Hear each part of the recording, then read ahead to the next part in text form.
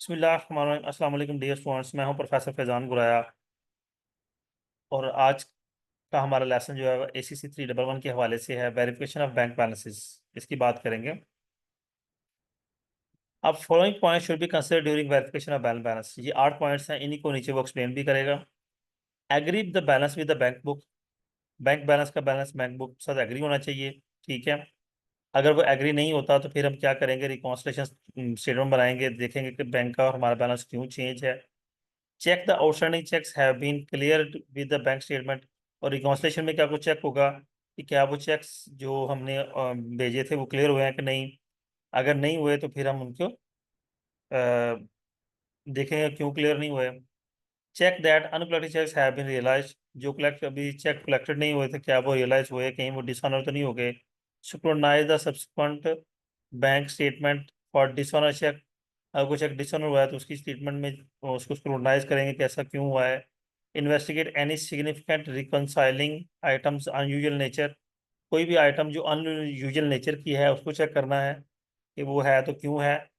Obtained direct bank confirmation, और bank से उसकी कंफर्मेशन भी लेनी है कि क्या सारे मामला ठीक है। अगर हमें बैंक को कोई लेटर जारी करना है तो ये उसका प्रॉपर फॉर्मेट दिया हुआ है किस तरह करना है। ठीक है, उस बैंक अकाउंट्स के बारे में, नोट्स के बारे में सारी डिटेल मेंशन होती है।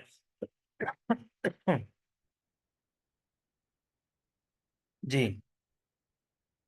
Letter of confirmation from bank, जो कंफर्मेशन लेटर बैंक से मंगवाया जाता है वो, उसमें क्या है, requesting bank to send the information directly to them. Full title of account, account closing, close during the period, interest charge, detail of securities etcetera, ये सारी चीज़ें उसमें मेंशन की जाती हैं। ये पूरा चेक आपका फॉर्मेट था। नेक्स्ट है वेरिफिकेशन ऑफ डेटर बैलेंसेस। जो हमारे डेटर्स हैं उनके बैलेंसेस को वेरीफाई करने के लिए हम वेरिफिकेशन करते हैं, obtain confirmation from debtors. Debtor से उसकी कंफर्मेशन की जाती है। ये बेसिकली ऑडिटर कर रहा है कि डेटर का अगर टर्म्स लिखी हुई हैं, डेटर का अमाउंट लिखी हुई है, तो क्या वाकई में वो उन लोगों से हमने पैसे लेने भी हैं कि नहीं लेने हैं। तो ये कंफर्म किया जाता है। Verified dates with reference to cash received at the year end. फिर देखना है कि कितना कैश रिसीव हो गया, कितना नहीं हुआ। Check accuracy and completeness of debtors listing. अब ये ना हो कि कोई बंदा इनकार कर गया है या हमें छोड़ गया है या पता है ये पैसे नहीं मिलने हैं, स्टिल हमने उनको अकाउंट रिसीवेबल में लिखा हुआ है, एसेट साइड पे लिखा हुआ है, तो वो गलत है। तो इस चीज़ को चेक करना। Check bookkeeping in small ledgers. Check posting and enquire into unusual entries. Check transaction of foreign currency balances. को फॉरेन करेंसी है यानी कि फॉरेन क्लाइंट है हमारा, तो उसका बैलेंस भी हमें चेक करना है कि उसके साथ क्योंकि डीलिंग डॉलर्स में हो रही है या किसी और करेंसी में हो रही है, तो उसका भी चेक करना है कि वो उसको हमें प्रॉपरली रिकॉर्ड किया है और फिर उसको कन्वर्ट भी किया है कि नहीं। Inquire into debtor balances clear by journal entries. ठीक है, डेटर बैलेंसेस को जर्नल एंट्रीज से इंक्वायर किया जाता है। Consider unprovided claims, inquire and review correspondence. अगर कोई अनप्रोवाइडेड क्लेम है, कोई क्लेम आया है डेटर की तरफ से और हमने उसको नहीं पेंशन नहीं किया, वो चेक करना है। Verify existence and title to bill receivable trace received. कोई बिल्स हैं, बिल रिसीवेबल्स हैं, उनकी एग्जिस्टेंस चेक करनी है।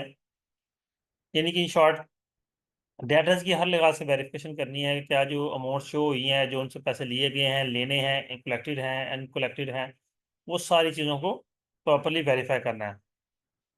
अब दो तरह के मेथड होते हैं डेटर्स की कंफर्मेशन अपडेट करने के, एक पॉजिटिव मेथड है, दूसरा नेगेटिव मेथड है।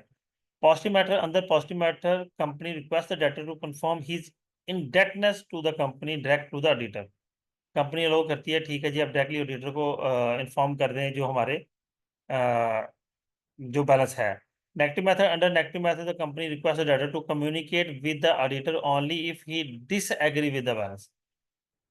कि नेगेटिव मेथड क्या है कि अगर तो ऑडिटर बैलेंस से डिसएग्री करता है, उसे लगता है कि ये फेक है, देन कंपनी अलाउ करेगी, ठीक है कम्युनिकेट कर लें, अदरवाइज कंपनी अलाउ ही नहीं करेगी। ये नेगेटिव मेथड है। नेक्स्ट चलेंगे जी। जी, ये लेसन नंबर 36 भी बेटा आपका कंप्लीट हो गया। उम्मीद करता हूँ ये आपके लिए अंडरस्टैंडिंग होगा, बेनिफिशियल होगा।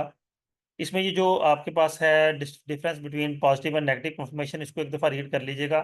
यही बात है जो मैंने आपको बताई, यही एसोसिएशन है। ठीक है, डेफिनेशन ये हर चीज़ को क्लियर कर रही है। देखें जैसे सी पॉइंट है, positive confirmation is preferred when the internal control system is not satisfactory.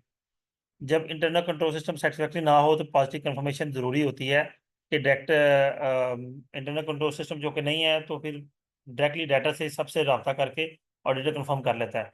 Negative confirmation तब प्रेफर की जाती है जब इंटरनल कंट्रोल सिस्टम सेटिस्फैक्टरी था और फिर भी कहीं पे कोई एम्बिग्युइटी नजर आती है तो।